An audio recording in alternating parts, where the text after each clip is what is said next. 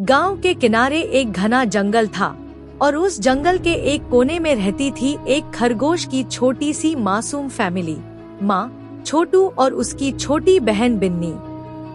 छोटू एक साधारण सा खरगोश था, लेकिन उसके सपने बहुत बड़े थे। वो जंगल का सबसे तेज दौड़ने वाला खरगोश बनना चाहता था, पर उसकी जिंदगी इतनी आसान नहीं थी। भाग 1, संघर्ष की शुरुआत। छोटू हर सुबह जल्दी उठता, माँ के हाथों से बना गाजर का हल्का नाश्ता करता और फिर दौड़ने का अभ्यास करने चला जाता। लेकिन उसका शरीर बाकी खरगोशों की तुलना में थोड़ा कमजोर था। दूसरे जानवर उसकी हंसी उड़ाते, अरे छोटू, तू दौड़ में हिस्सा क्या लेने चला है?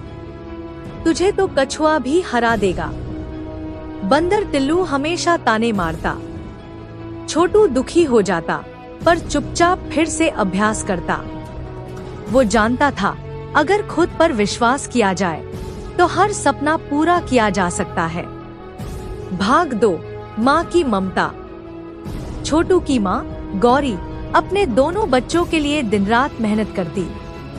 कभी जंगल में सूखी लकड़ियाँ इकट्ठा करती, कभी गाजर और फल बेचने शहर जाती। वह जानती थी कि छोटू का सपना बहुत बड़ा है, पर वो भी डरती थी कहीं ये दुनिया उसके बेटे को तोड़ न दे। एक दिन जब छोटू बहुत थक कर लौटा, उसकी आंखों में आंसू थे। उसने माँ से कहा, माँ, क्या मैं कभी तेज नहीं दौड़ पाऊंगा?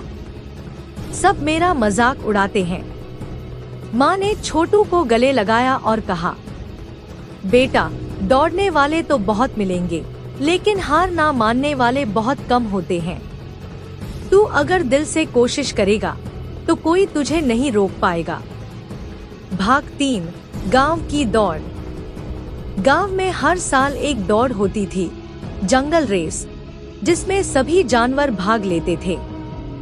विजेता को जंगल का गौरव पदक और पूरे गांव में इज्जत मिलती। इस साल छोटू ने भी हिस्सा लेने की ठान ली। सभी ने उसे मजाक में लिया। क्या छोटू भागेगा? हाँ हाँ, चलो अच्छा है, कोई सबसे पीछे भी तो रहना चाहिए। लोमड़ी फोमी हंसते हुए बोली। लेकिन छोटू अब बदल चुका था। उसकी आंखों में आत्मविश्वास था। उसने माँ से वादा किया था, माँ, मैं तुम्हारे लिए ये पदक लेकर आऊंगा। भाग 4, दोस्ती और प्रेरणा। दौड़ से ठीक एक हफ्ता पहले छोटू की मुलाकात एक बूढ़े कछुए से हुई। उसका नाम था बाबा टर्टल। उसने छोटू को देखा और बोला, तू दौड़ जीतना चाहता है बेटा?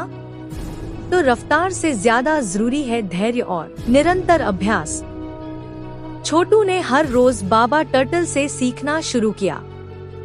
सांसों की गिनती, दौड़ की तकनीक, संतुलन, वो सब कुछ जो कोई जानवर नहीं सिखा सकता था।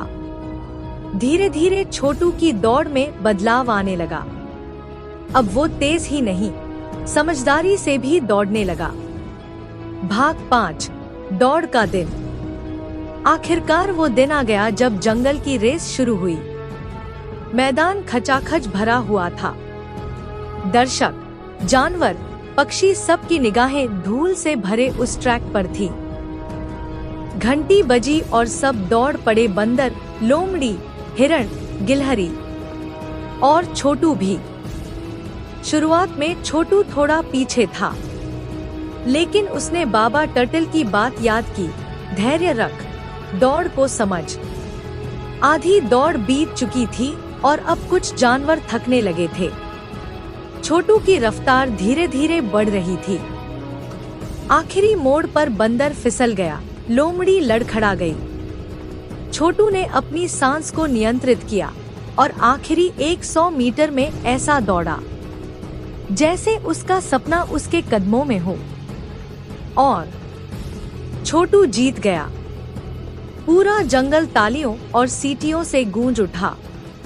माँ की आंखों में आंसू थे, लेकिन वो गर्व से भरे थे। भाग 6, भावनाओं की जीत। छोटू मंच पर गया, जहां उसे जंगल गौरवपदक दिया गया।